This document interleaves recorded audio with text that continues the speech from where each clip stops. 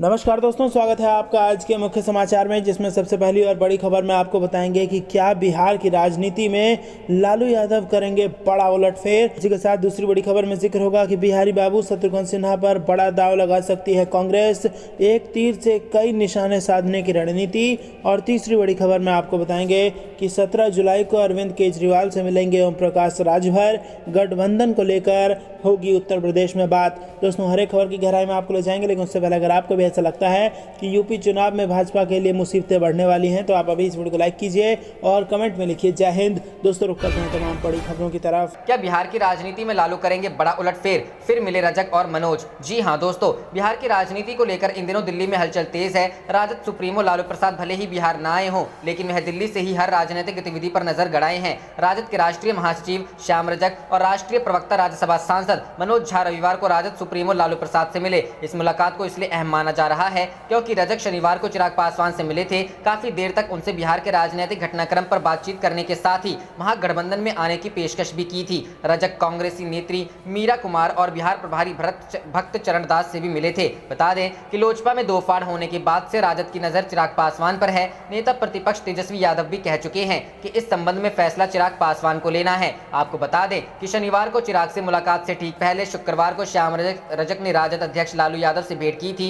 इतना ही नहीं, उन्होंने कांग्रेस के बिहार प्रभारी भक्त चरण दास और वरिष्ठ कांग्रेसी नेता मीरा कुमार से भी मुलाकात की थी। मौजूदा समय में इन मुलाकातों को राजनीतिक रूप से बेहद महत्वपूर्ण माना जा रहा है। श्याम रजक के लालू से मुलाकात के ठीक बाद चिराग से मिलने की घटना को सियासी चश्मे से देखा जा रहा है। सियासी गलियारों में अब ऐसे प्रश्न उठने लगे हैं कि क्या लालू प्रसाद अथवा तेजस्वी यादव का कोई खास संदेश था जिसे श्याम रजक लेकर पहुंचे थे? क्या बिहार में राजद कोई नया समीकरण गढ़ने की कोशिश में है या फिर कुछ और ही सियासी खिचड़ी पक रही है? इन सवालों का जवाब तो आने वाला वक्त ही देगा। मगर जिस तरह से चिराग को चाचा पशुपति कुमार पारस ने झटका दिया है, उसके बाद अगर राजद चिराग पर डोरे डालने में कामयाब होती है तो यह अचंभित करने वाला नहीं। रुख करते हैं अगली खबर की तरफ। बिहारी बाबू शत्रुघ्न सिन्हा पर बड़ा दांव लगा सकती है कांग्रेस, एक तीर से कई निशाने साधने की रणनीति। जी हां दोस्तों, बिहार कांग्रेस में बड़ी उलटफेर की कवायद शुरू हो गई है। पार्टी 2024 के लोकसभा चुनाव को ध्यान में रखते हुए अपनी रणनीति को अंतिम रूप दे रही है। दलित, पिछड़ा और मुस्लिम वोट पर केंद्रित बिहार की राजनीति में कांग्रेस एक नया चैप्टर लिखने जा रही है।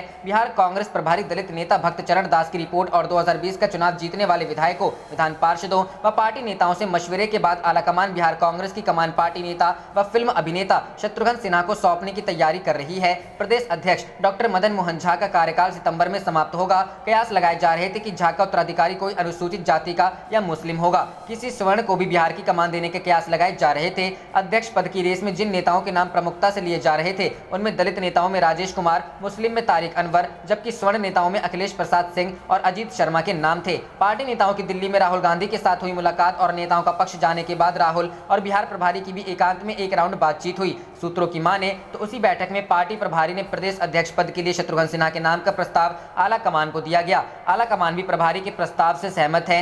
शत्रुघ्न के सहारे कांग्रेस बिहार में अपना भविष्य भी देख रही है। आला कमान भी इस बात से सहमत है कि बिहार की सत्ता से कांग्रेस के बाहर होने के बाद फिर क्षेत्रीय दलों के उभार के साथ कायस्थ हाशिए पर चले गए। क्षेत्रीय दलों ने उन्हें उचित प्रतिनिधित्व नहीं दिया। अलबत्ता भाजपा इसमें अपवाद रही, जिसने कायस्थों को थोड़ा बहुत मान सम्मान दिया। इससे पहले कांग्रेस ने कायस्थों को राजनीति में भरपूर मौके दिए। नतीजा 1952 में कायस्थ जाति के 40 विधायक चुनाव जीत सदन तक पहुंचे थे। समय के साथ कायस्थों का प्रतिनिधित्व राजनीति में घटता गया। 2010 में यह संख्या मात्र 4। रुख करते हैं अगली खबर की तरफ। यूपी चुनाव, 17 जुलाई को अरविंद केजरीवाल से मिलेंगे ओम प्रकाश राजभर, गठबंधन को लेकर होगी बात। जी हां दोस्तों, भारतीय जनता पार्टी की पूर्व सहयोगी सुहेलदेव भारतीय समाज पार्टी के राष्ट्रीय अध्यक्ष ओम प्रकाश राजभर ने सोमवार को कहा कि आम आदमी पार्टी के नेता और दिल्ली के मुख्यमंत्री अरविंद केजरीवाल से गठबंधन को लेकर निर्णायक बातचीत होगी। राजभर ने कहा कि वह 17 जुलाई को दिल्ली में अरविंद केजरीवाल से मुलाकात करेंगे और इस दौरान आम आदमी पार्टी से भागीदारी संकल्प मोर्चा के साथ गठबंधन को लेकर निर्णायक बातचीत होगी। राजभर ने बताया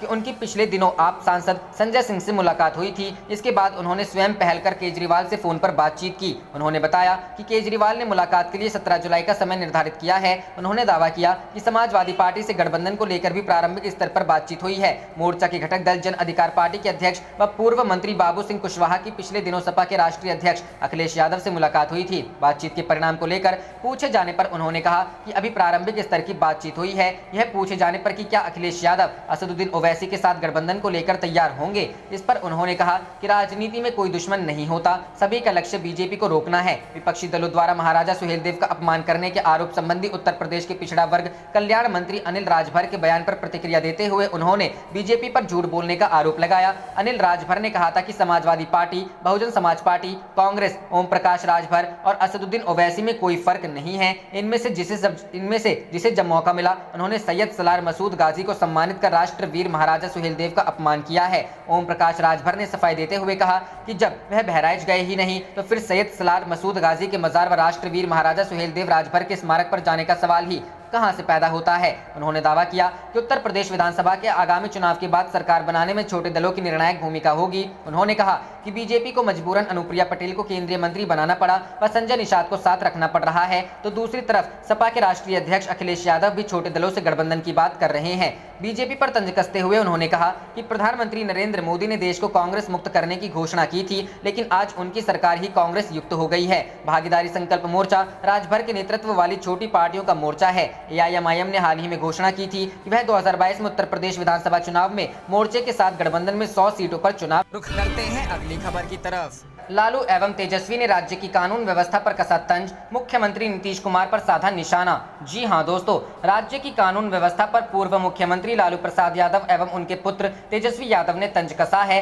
पिता पुत्र ने अपने अपने ट्विटर हैंडल के माध्यम से राज्य सरकार पर निशाना साधा है। राज्य में विधि व्यवस्था की लचर स्थिति पर सरकार को घेरा है। लालू प्रसाद ने लिखा है कि बिहार में महज 120 दिनों में अपहरण के 3565 मामले दर्ज हुए हैं। जनादेश का अपहरणकर्ता ही इन संगठित अपराधियों का रोल मॉडल और संरक्षक है। इधर विधानसभा में नेता प्रतिपक्ष तेजस्वी यादव ने भागलपुर सांसद अजय मंडल के घर के दरवाजे से गिरफ्तार कुख्यात कपिल यादव की गिरफ्तारी पर ट्वीट किया है। सांसद के इस बयान पर कि मेरे घर आया अपराधी भी भगवान है, तेजस्वी ने कहा कि नीतीश कुमार के सांसद कॉन्ट्रैक्ट किलर और दुर्दांत अपराधी को अपने आवास में छिपाकर रखते हैं, पकड़े जाने पर कहते हैं कि अपराधी ही मेरे भगवान है। तेजस्वी ने लिखा है कि बिहार में अपराधियों के सबसे बड़े संरक्षक नीतीश कुमार अपनी इस उपलब्धि पर फूले नहीं समा रहे। मजाल है कि कोई उनसे सवाल करे। मालूम हो कि कपिल यादव की गिरफ्तारी से विपक्ष को सरकार पर हमला करने का बड़ा मौका मिल गया है। बीते 11 जून को भागलपुर के बरारी थाना क्षेत्र में फायरिंग की घटना में वह फरार चल रहा था। इस स्थिति में वह सांसद से मिलने गया था। इस दौरान घोगा आवास से सांसद से मिलकर बाहर निकलते ही पुलिस ने उसे गिरफ्तार कर लिया था।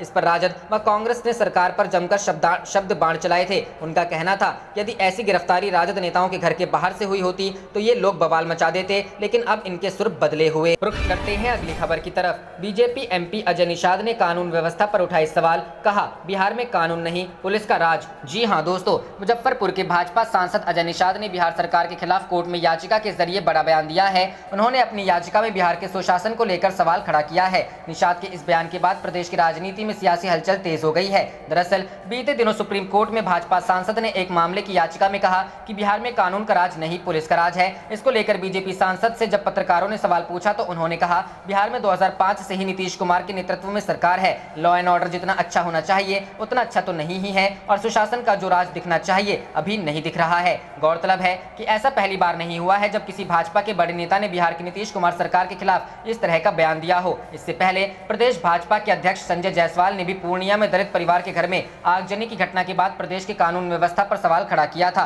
भाजपा प्रदेश अध्यक्ष ने राज्य के अधिकारियों द्वारा इस घटना पर की गई कार्रवाई को लेकर भी सवाल खड़ा किया था। इसके बाद राज्य में राजनीतिक बयानबाजी तेज हो गई थी। जायसवाल के अलावा विधान परिषद सदस्य संजय पासवान ने भी कई बार सुशासन सरकार पर सवाल खड़े कर चुके हैं। अब एक बार फिर से भाजपा सांसद अजय निषाद द्वारा नीतीश कुमार की सरकार के खिलाफ दिए गए बयान के बाद राजनीतिक सरगर्मी तेज हो गई है। वहीं विपक्ष राज्य की कानून व्यवस्था को लेकर नीतीश सरकार पर हमलावर है। विपक्ष का आरोप है कि एनडीए की सरकार में बिहार की कानून व्यवस्था बद से बदतर हो गई है और अपराधी बेखौफ होकर अपराध को अंजाम दे रहे हैं। उनका कहना है कि राज्य में एक पूर्णकालिक गृह मंत्री की जरूरत है। वहीं इस आरोप पर जेडीयू का कहना है कि पुलिस सख्ती से अपराधियों से निपट रही है, लेकिन विपक्ष इस मुद्दे पर सिर्फ राजनीति रोटियां सेकने की कोशिश कर रही है। रुख करते हैं अगली खबर की तरफ। महंगाई के मुद्दे पर कांग्रेस ने बड़े चेहरों को मैदान में उतारा। अगले 4 दिनों तक जारी रहेगा केंद्र को घेरने का सिलसिला। जी हां दोस्तों, महंगाई के मोर्चे पर केंद्र की मोदी सरकार को घेरने के लिए कांग्रेस बड़े नेताओं को मैदान में उतारने जा रही है। अगले 4 दिनों तक लगभग सभी प्रदेशों की राजधानी में कांग्रेस के बड़े चेहरे पेट्रोल डीजल की लगातार बढ़ती कीमत और रसोई गैस से लेकर खाने पीने की चीजों के दामों में आए उछाल के मुद्दे पर प्रेस कॉन्फ्रेंस करेंगे। दिल्ली में पूर्व वित्त मंत्री पी चिदम्बरम प्रेस कॉन्फ्रेंस करेंगे तो लखनऊ में कमलनाथ, वरिष्ठ नेता दिग्विजय सिंह शिमला और सुबोध कांत सहाय रायपुर में, तो युवा नेता सचिन पायलट देहरादून और दीपेंद्र हुड्डा हैदराबाद में प्रेस कॉन्फ्रेंस करेंगे। छत्तीसगढ़ के मुख्यमंत्री भूपेश बघेल नागपुर में प्रेस कॉन्फ्रेंस करेंगे। राज्यसभा में नेता विपक्ष मल्लिकार्जुन खड़गे सोमवार को मुंबई में प्रेस कॉन्फ्रेंस करेंगे। आप देख रहे थे आपका अपना चैनल जय हिंद जय भारत।